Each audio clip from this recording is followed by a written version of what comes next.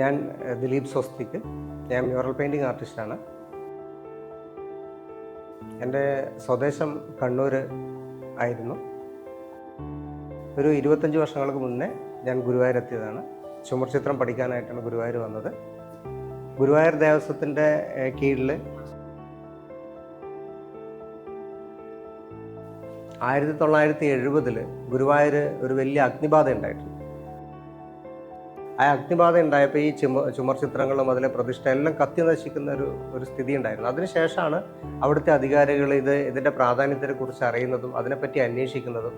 അങ്ങനെ ഇതിനടുത്ത് തന്നെയുള്ള മമ്മിയൂർ കൃഷ്ണൻകുട്ടി മാഷ് എന്നൊരു ആശാൻ്റെ അടുത്തേക്ക്, അവസാന കണ്ണിയായിരുന്നു അദ്ദേഹത്തിൻ്റെ അടുത്തേക്കാണ് എത്തിപ്പെടുന്നത്. അങ്ങനെയാണ് ഈ ചുമർ ചിത്രങ്ങളുടെ പുനരുജ്ജീവനം ഉണ്ടാകുന്നത്.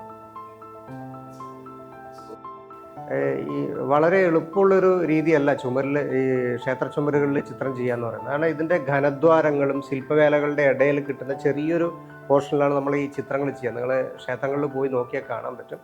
അപ്പോൾ അതിൻ്റെ ഉള്ളിൽ ഇത്രയും ബൃഹത്തായിട്ടുള്ള സബ്ജക്റ്റുകൾ ചെയ്യാന്ന് പറയുന്നത് നമുക്ക് കൈ വയ്ക്കാൻ പറ്റില്ല ഡയറക്റ്റായിട്ട്. അപ്പോൾ അതിലാണ് ഇത്രയും മൈന്യൂട്ടായിട്ടുള്ള, അതായത് ഒരു 12 ഇഞ്ചിൻ്റെ ഒരു സ്ക്വയർ ഫീറ്റ് കംപ്ലീറ്റ് ചെയ്യാൻ വേണ്ടി ഏറ്റവും ചുരുങ്ങിയത് 3 മുതൽ 7 ദിവസം വരെ വേണ്ടി വരും. അത്രയും സങ്കീർണമായിട്ടുള്ള ഒരു രീതിയിലാണ് ഈ ചിത്രങ്ങൾ വരച്ച് കംപ്ലീറ്റ് ചെയ്യാൻ പറ്റുക.